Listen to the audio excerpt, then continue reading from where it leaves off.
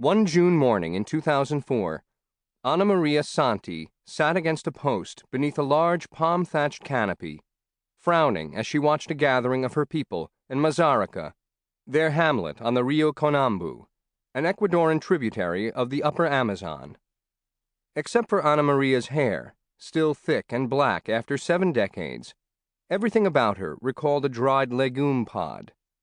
Her gray eyes resembled 2 pale fish trapped in the dark eddies of her face. In a patois of Quechua and a nearly vanished language, Zapara, she scolded her nieces and granddaughters. An hour past dawn, they and everyone in the village, except Anna Maria, were already drunk. The occasion was a minga, the Amazonian equivalent of a barn raising. 40 barefoot Zapara Indians, several in face paint, sat jammed in a circle on log benches. To prime the men for going out to slash and burn the forest to clear a new cassava patch for Anna Maria's brother, they were drinking chicha, gallons of it. Even the children slurped ceramic bowls full of the milky, sour beer, brewed from cassava pulp, fermented with the saliva of Zapara women who chew wads of it all day. 2 girls with grass braided in their hair passed among the throng, refilling chicha bowls and serving dishes of catfish gruel. To the elders and guests, they offered hunks of boiled meat, dark as chocolate. But Anna Maria Santi, the oldest person present, wasn't having any. Although the rest of the human race was already hurtling into a new millennium, the Zapara had barely entered the Stone Age. Like the spider monkeys, from whom they believed themselves descended, the Zapara essentially still inhabit trees, lashing palm trunks together with bejuco vines to support roofs woven of palm fronds. Until cassava arrived, palm hearts were their main vegetable. For protein, they netted fish and hunted tapirs, peccaries, wood quail, and curassows with bamboo darts and blowguns. They still do, but there is little game left.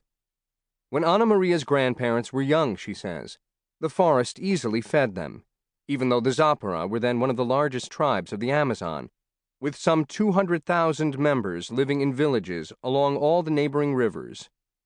Then something happened far away, and nothing in their world, or anybody's, was ever the same.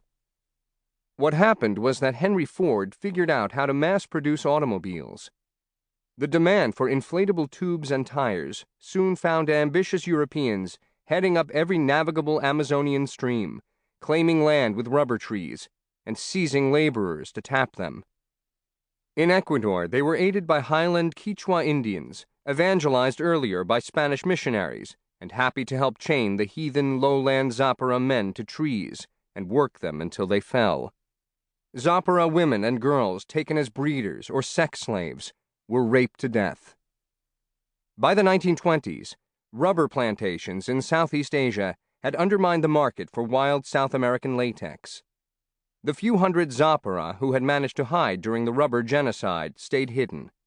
Some posed as Quechua, living among the enemies who now occupied their lands. Others escaped into Peru. Ecuador's Zapara were officially considered extinct. Then, in 1999, after Peru and Ecuador resolved a long border dispute, a Peruvian Zapara shaman was found walking in the Ecuadorian jungle. He had come, he said, to finally meet his relatives. The rediscovered Ecuadorian Zapara became an anthropological cause célèbre. The government recognized their territorial rights, albeit to only a shred of their ancestral land, and UNESCO bestowed a grant to revive their culture and save their language. By then, only 4 members of the tribe still spoke it, Anna Maria Santi among them. The forest they once knew was mostly gone. From the occupying Quechua, they had learned to fell trees with steel machetes and burn the stumps to plant cassava. After a single harvest, each plot had to be fallowed for years. In every direction, the towering forest canopy had been replaced by spindly second-growth shoots of laurel, magnolia, and copa palm. Cassava was now their mainstay, consumed all day in the form of chicha. The Zapara had survived into the 21st century, but they had entered it tipsy and stayed that way.